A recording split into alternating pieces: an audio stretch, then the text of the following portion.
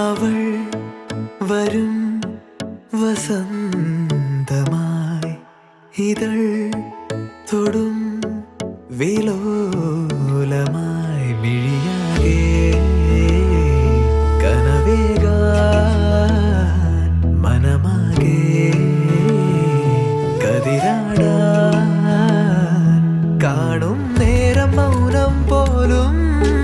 ഗാനമായി മാറുവാൻ ചാരേ തൂവൽ വീശും വെൺപ്രാവിൻ മന്ത്രണം കേൾക്കുവാൻ